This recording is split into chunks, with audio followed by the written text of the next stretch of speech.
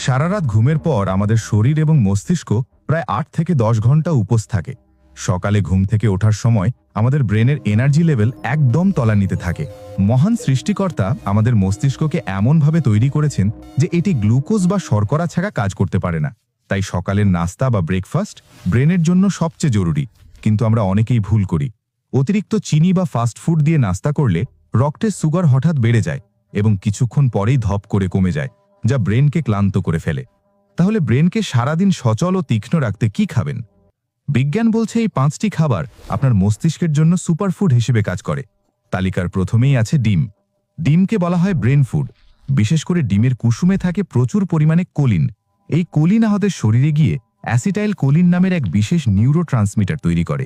এটি মস্তিষ্কের কোষগুলোর মধ্যে যোগাযোগ দ্রুত করে, যার ফলে আমাদের স্মৃতিশক্তি বা মেমোরি এবং শেখার ক্ষমতা বৃদ্ধি পায়।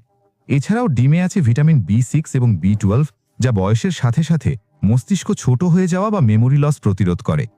দ্বিতীয় খাবারটি হলো ওটস বা ওটমিল। এটি হলো কমপ্লেক্স কার্বোহাইড্রেট বা জটিল শর্করা।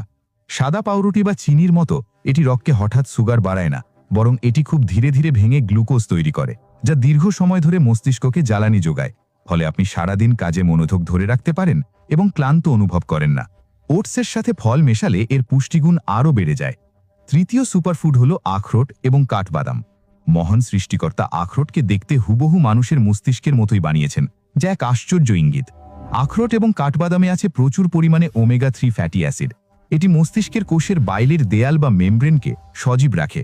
বিশেষ করে কাঠবাদামে থাকা ভিটামিন ই মস্তিষ্কের বুড়িয়ে যাওয়া রোধ করে। তাই সকালের নাস্তায় ২-৩টে আখরোট বা ভেজানো কাঠবাদাম অবশ্যই রাখা উচিত।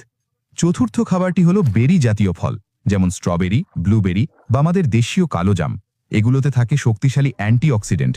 শরীরের ভেতরে বিপাক প্রক্রিয়ার ফলে কিছু ক্ষতিকর ফ্রি র্যাডিক্যালস তৈরি হয়, যা ব্রেন সেলকে ধ্বংস করার চেষ্টা করে।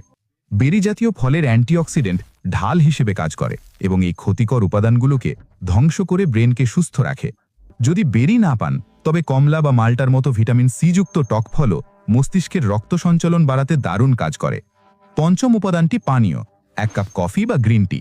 সকালে এটি শুধু ঘুমই তাড়ায় না, এর বৈজ্ঞানিক উপকারিতাও অনেক। কফিতে থাকা ক্যাফেইন মস্তিষ্কের অ্যাডিনোসিন নামের রাসায়নিককে আটকে দেয়, যা আমাদের ঘুম ভাব তৈরি করে। ফলে আমরা সজাগ থাকি। তবে গ্রিন টিতে ক্যাফেইনের পাশাপাশি এল-থিয়েনিন থাকে। এটি মস্তিষ্ককে উত্তেজিত না করে বরং শান্তভাবে মনোযোগ বাড়াতে সাহায্য করে। তবে খাবার নির্বাচনের পাশাপাশি সবচেয়ে গুরুত্বপূর্ণ হলো পানি।